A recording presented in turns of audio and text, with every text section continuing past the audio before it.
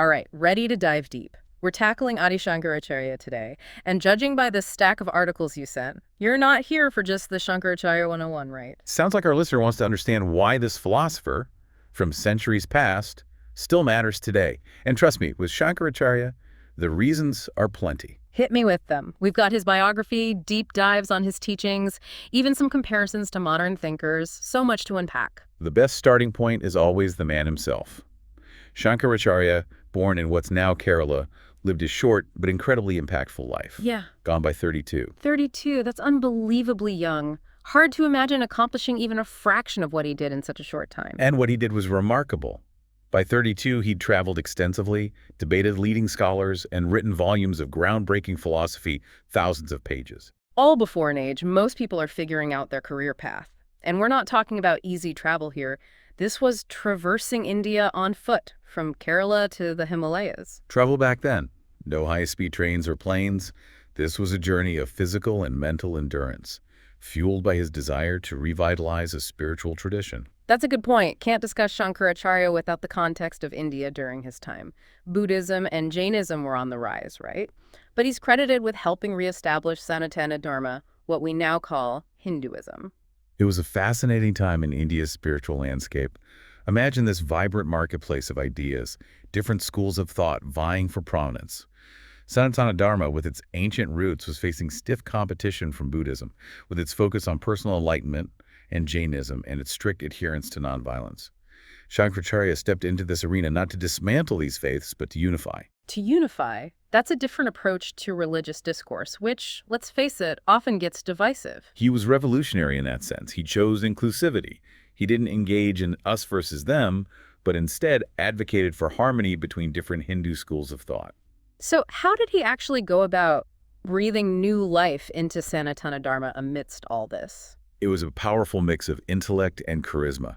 He'd engage in these rigorous debates, masterfully weaving together logic, scripture, and his own profound insights to reinforce the core ideas of Sanatana Dharma. But he didn't stop at just debates, did he? I mean, ideas need a structure to flourish, a system to transmit them. You're absolutely right. That's where the Dasnami Sampradaya comes and the 10 monastic orders he established. The Dasnami Sampradaya, for those of us who aren't scholars, break down what that means. Think of them like ancient Indian universities, centers of learning, dedicated to preserving and spreading the teachings of Sanatana Dharma. And they were open to everyone, not just a select few. It fostered this sense of community and shared learning. So he ensured his ideas weren't confined to just scholars, but resonated with everyday people. It's like making philosophy accessible. Exactly. He breathed new life into the tradition, made it relevant. And what I find striking is, he didn't achieve this by tearing down other belief systems. He didn't battle other Hindu sects, but took a completely different approach.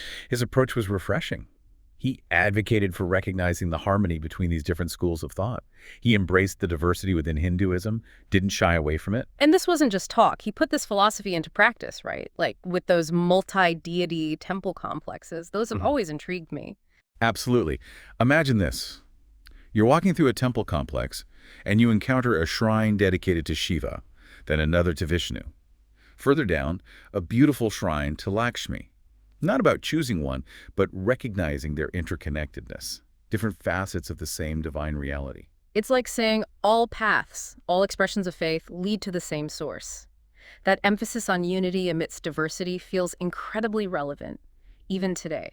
It speaks to the timelessness of his message. And what's even more interesting is this message wasn't just in his arguments or these grand institutions. It was reflected in the incredible stories surrounding his life. Okay, we can't talk about Shankaracharya without getting into those stories. They sound like they're straight out of myth, filled with spiritual depth and extraordinary feats.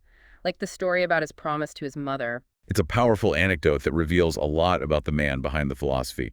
Remember those travels from Kerala to the Himalayas? During one such journey, while up north, he had a premonition.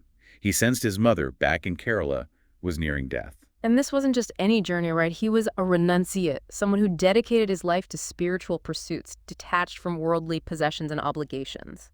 And yet, before taking that path, he had made a promise to his mother to be with her in her final moments. Imagine facing that choice, honor a deeply personal vow or continue this life of renunciation. It's a tough one. Definitely reveals his character. What did he choose? The moment he sensed his mother's time was near, he set out on this incredible journey back to Kerala, across the subcontinent, driven by that sense of duty and compassion. It shows that for him, spirituality wasn't about rejecting the world, but finding the sacred within it, even in family bonds. Precisely.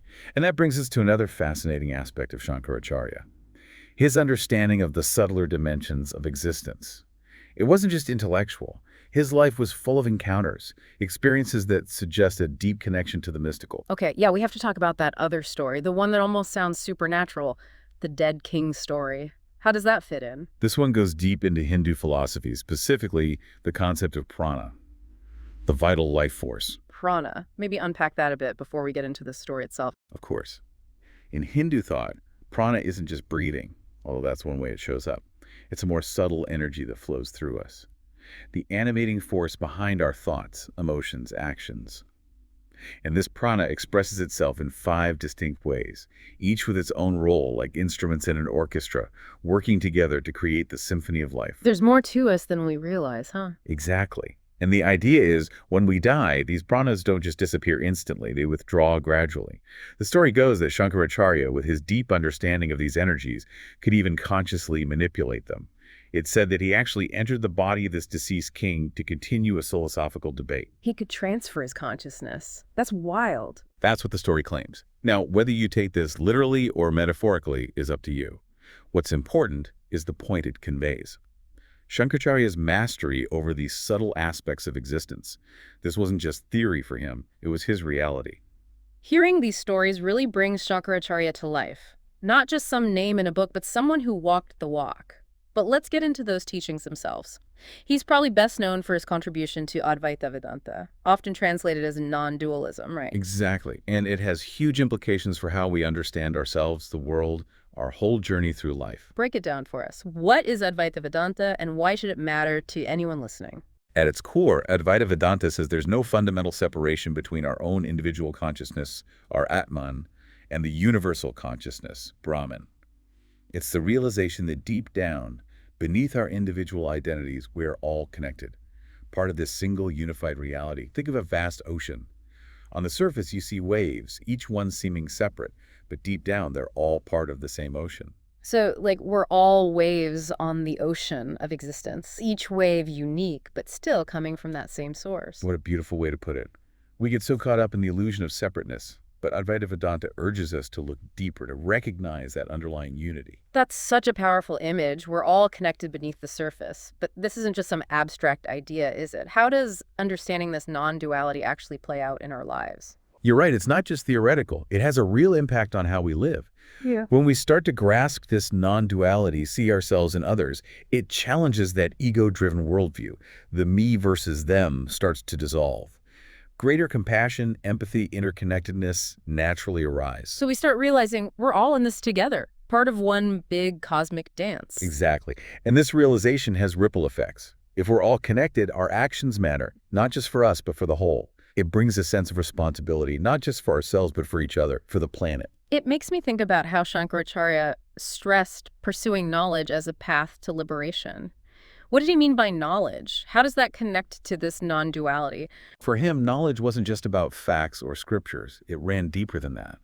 It was about direct experience, an intuitive understanding of our true nature, peeling back those layers of conditioning, those mistaken identities, to reveal the unchanging self that's always been there within. It's about going beyond the surface level, those roles we play, the identities we cling to connect with something deeper. Yes. And that journey, that unveiling of our true nature, is deeply intertwined with realizing non-duality.